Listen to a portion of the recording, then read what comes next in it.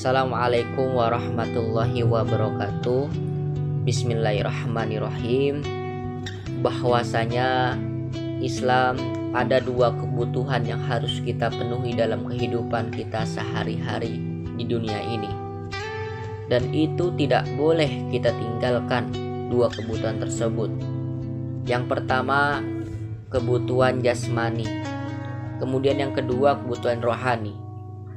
Bahwa dalam kehidupan sehari-hari kita tidak lepas yang namanya makan dan minum. Kita telah memenuhi kebutuhan jasmani, kemudian kita mandi setiap harinya, kita telah memenuhi kebutuhan jasmani.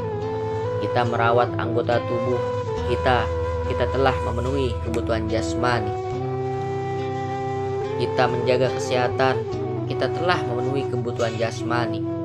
Namun memenuhi kebutuhan jasmani silahkan, tapi jangan pernah lupa yang namanya kebutuhan lain yang harus kita penuhi, yaitu kebutuhan rohani. Bahwa kita harus memenuhi kebutuhan rohani dalam kehidupan sehari-hari kita dengan melakukan berzikir, mengingat Allah Subhanahu wa Ta'ala, baca ayat suci Al-Quran, kemudian melakukan perbuatan amal-amal kebaikan, itu pun sudah memenuhi kebutuhan rohani. Bahwa dalam kehidupan kita di dunia ini tidak lepas yang namanya yaitu problem atau masalah. Namun sebagai manusia, kita ini sebagai makhluk sosial yang tidak pernah hidup sendiri. Pasti dalam kehidupan kita ada problematika, ada yang namanya masalah, ada yang namanya kesusahan, ada yang namanya kesulitan. Setiap manusia mengalami itu, dan bahkan ketika ia dilahirkan oleh kedua orang tuanya, dia sudah siap menghadapi masalah tersebut. Kapan berhentinya masalah? Yaitu kematian adalah akhir dari masalah dalam kehidupan di dunia ini. Lalu bagaimana kita bisa melewati masalah-masalah yang ada di dalam kehidupan kita? Lalu bagaimana kita bisa melewati problematika dalam kehidupan kita? Salah satunya adalah yaitu memenuhi kebutuhan rohani yang terpenuhi. Bahwa Allah berfirman Subhanahu wa Ta'ala, "Fazkuruni azkurukum wazkuruli wala takfurun." Maka ingatlah kepadaku, aku pun akan ingat kepadamu. Bersyukurlah kepadaku dan janganlah kamu ingkar kepadaku.